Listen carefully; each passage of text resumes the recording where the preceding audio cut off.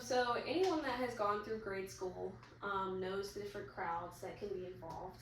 You got the nerds, you have jocks, and popular girls and boys, and then you have some people that are just there to learn. And with these different crowds comes peer pressure. And peer pressure can be a positive thing, but more times than not, it's typically not an experience that you want to go through. And after lots of research from credible sources, I've learned the different kinds of peer pressure, why it's so easy for kids to get involved with it, and how you can prevent it as a parent. So, as I said before, peer pressure can be a positive thing. There are lots of kids who make good grades, they respect their parents, they know how to handle certain situations in the right way. And most of the time, kids make their closest friends in grade school and are friends up until they're adults.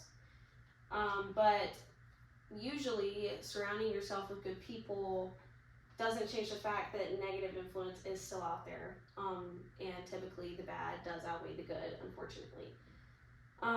So there are a lot of things that can be involved in peer pressure, and from an article by 5 Things Teens Are Peer Pressured Into Doing by Amy Morin, the top 3 things that kids are peer pressured into doing are drugs, alcohol, and tobacco use. And typically kids just do this just to be accepted, just because they want to be liked. But other things that they can be involved in is stealing, bullying, and engaging in sexual activities at such a young age. Why is it so easy is the question that everybody wants to know. Why are kids so incredibly vulnerable to being influenced? How to Handle Peer Pressure by Darcy Linus, PhD. She says that kids do just want to be liked. They do just want to be included in their friendships. And a lot of times, if you're not, then you're bullied into doing it anyways. With my personal experience, when I was in middle school, there was a lot of negative influence around me, and I didn't know what to do with it. Like, I didn't know how to handle it. So typically I would just stay involved with my friends because I didn't want to be the weird one. And that's a lot of the case for most of them.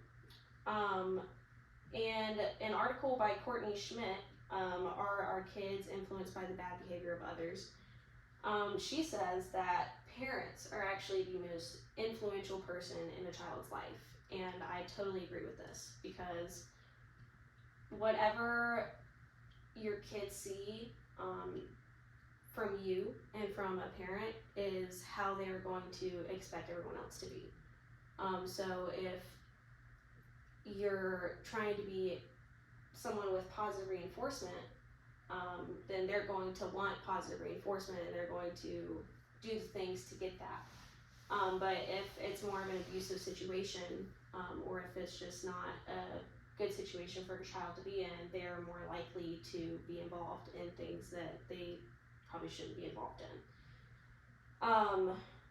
There are a few ways that you can reel it in and make sure that your child is on the right track.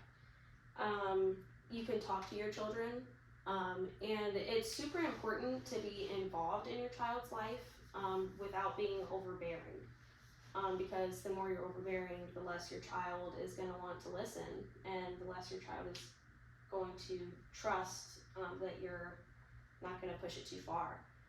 And it is super pivotal to remember how vulnerable children are, especially between the ages of 12 and 19, because they're developing and they're learning really who they are as a person. And it's really hard when you have lots of kids and people your age like coming to you not knowing who they are either, and they're just trying to figure it out together. So next time your kid opens up to you about what's going on in their life, just be willing to listen to them and talk to them, and provide advice that's gonna maybe help them, and hopefully they'll listen to it. So let's try a little bit harder to be the good influence in the next generation of adults.